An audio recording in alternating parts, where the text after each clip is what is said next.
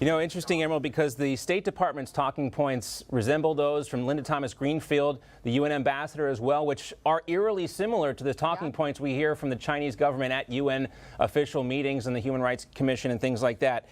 So that is a curious kind of initiative coming from the State Department. We'll get more on that coming up. We'll also talk to Emerald in the next hour about the White House response to the COVID China lab leak theory that the media is doing a complete 180 on, again, about a year after they were going the other direction with that story. So stay tuned for more from Emerald on that. Thanks so much, Emerald. Let's talk a little bit more about what's happened over the last year since George Floyd's death, not just here, but globally, including how China sees this story. Almost a year ago, President Biden said this about George Floyd's death. But even Dr. King's assassination did not have the worldwide impact that George Floyd's death did. Now, President Biden also talked about how this was impacting the global community. BLM became a global thing. And then candidate Biden also called that movement a battle for the soul of our nation. Now you got how many people around the country? Millions of cell phones. It's changed the way everybody's looking at this. Look at the millions of people marching around the world. And he also said this. Who are we? What do we want to be? How do we see ourselves? What do we think we should be? Now, you got to wonder if President Biden even can answer those questions today. George Floyd's murder was tragic for sure, and Derek Chauvin will spend a lot of time in prison for murdering him. Aside from that, the rioting, the looting, all in the name of social justice, the personal enrichment of BLM Inc.'s co-founders. Is that what George Floyd died for? Is that what defines social justice? Is that what we should be, as the president rhetorically asked? Is that the soul of our nation? Now, President Biden was right about one thing. The Black Lives Matter movement has taken on global proportions. For the last year, we've seen similar marches and the associated violence that follows in Europe. It's all eerily similar to what we saw in Minnesota and Kenosha, in Atlanta as well, and we could name several other cities. Meanwhile, China is having a field day with the fallout from Floyd's death and the racial tension here in this country. The Chinese state media today are again playing up America's racial division. China Daily, which is the official newspaper of the Chinese Communist Party, features an absolutely false story under the headline, "Justice Urged for Americans of Color over anniversary of George Floyd's death." It cites fake U.S. media reports which don't actually exist, and that's kind of odd considering there's plenty of American news media coverage that China could have used for its own propaganda. In fact, they have. Also, just keep in mind that China Daily, like the Ayatollah of Iran, still have Twitter accounts, while our former president and Project Veritas founder James O'Keefe do not. So you see who's on Twitter and who's not on Twitter. Also, last year, this was reported by NPR. In George Floyd's protest, China sees a powerful propaganda opportunity, and today is another day to leverage this powerful propaganda opportunity for China. And the American media, again, seems far too willing to help them do that. Now, most of the media today has already moved on from the fact that just one day ago, major outlets like the New York Times and the Washington Post and CNN, MSNBC were all forced to do a complete 180 on the China lab leak story. Just think about that. We just recently heard that soundbite from Dr. Fauci saying we have to now look into China's mistakes as one of the prime suspects for the origin of this global COVID pandemic. Now, both George Floyd's death and this pandemic have changed us as a nation forever, and both have been used by the Chinese government against us to foment division here in our country and elsewhere. Now, the question we have to constantly ask ourselves, as President Biden suggested, what do we want to be as a country? Do we want to be a country whose dominant media voices take their cues from communist China? Do we want to be useful idiots in their weaponization of race? Of course not. Now, as for the rest of the media, though, we're not so sure, because that's what happens when the corporate media only talks about how oppressive policing is here in America without also putting proper focus on the oppressive communist government regime that rules China. And if the media wants to talk about systemic racism, we can't gloss over the fact that we are seeing modern-day slavery and genocide inside the borders of China against an ethnic minority. Or when the media completely disregards and actively works to suppress a highly plausible theory about the origins of the pandemic just because Orange Man bad. We must reject that thinking. Let's welcome in now Gordon Chang, who is the author of The Great U.S.-China Tech War and the Coming Collapse of China. Gordon, great to see you. Thanks, John. All right, let's start with the China virus, which we can appropriately call it that. Independent journalist Jordan Satchel wrote this on his Substack page, and I want to get your take on it. Quote, "The virus was not the cause of the global catastrophe. It was the response to the virus that crippled the global economy and our society. The real smoking gun is how China weaponized the narrative to sow global chaos."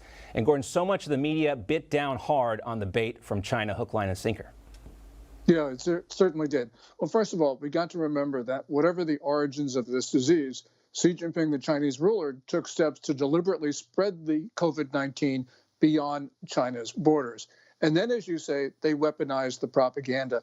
There was a series over months and months and months of how poorly the U.S. government dealt with the disease. And this really was anti-Trump, basically anti-Trump statements, one right after the other, really with an intent to make sure that he was not reelected. And of course, they were successful in that regard because they pushed this really, really hard. Let's take a listen to Jen Psaki, who says the White House is going to yield to the WHO on getting to the bottom of this. And now we're hopeful that WHO can move into a more transparent, independent phase 2 investigation. Kind of a tepid response from Psaki there. Yeah, actually, it's phase 4.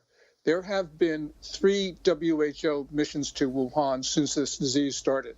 There was one in January of last year, February of last year, and then January and February of this year. That's 3 already. They failed every single time. You know, it's 3 strikes and you're out. You know, that's the rules of the game. And clearly the Biden administration is setting this up to fail because they don't really want to find out the disease. One more thing, John. You know, Biden had this 2-hour phone call with Xi Jinping in February, and Biden didn't think it was important enough to raise COVID-19, which as of today has killed about 591,000 Americans. And again, how many of those deaths could have been prevented if folks would just really, take a look at what was going on instead of calling President Trump xenophobic for stopping travel into this country? Let's also talk, Gordon, how China is weaponizing race in this country. China has been using the George Floyd death and the racial strife we've seen for propaganda here and abroad. How effective have they been? And how do we fight back? And how do we identify this kind of propaganda so we don't become useful idiots? Well, they certainly have been effective. And we got to remember that Radio Free Asia issued a report that said an intelligence unit of the People's Liberation Army, China's military, actually based themselves in the now closed Houston consulate.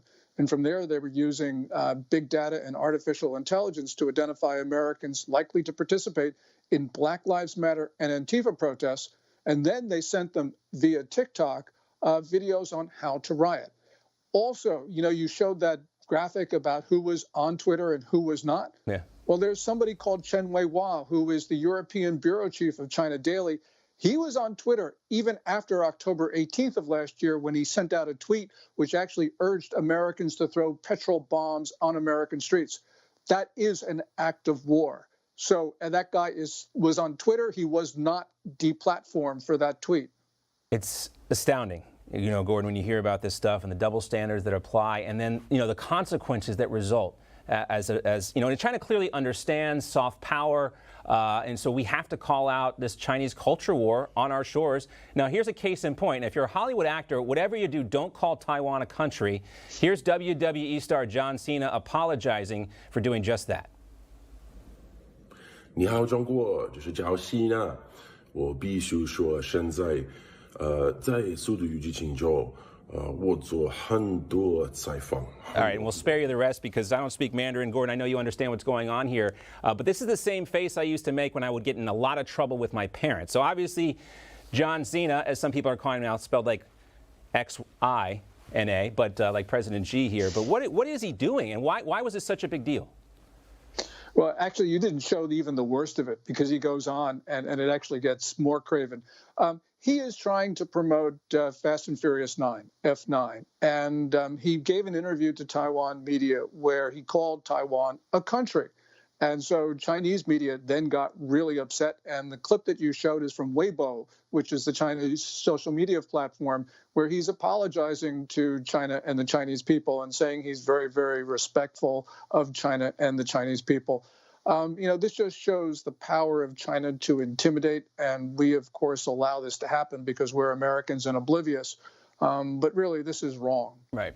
There are 330 million of us here in this country. There are 2.2 billion Chinese.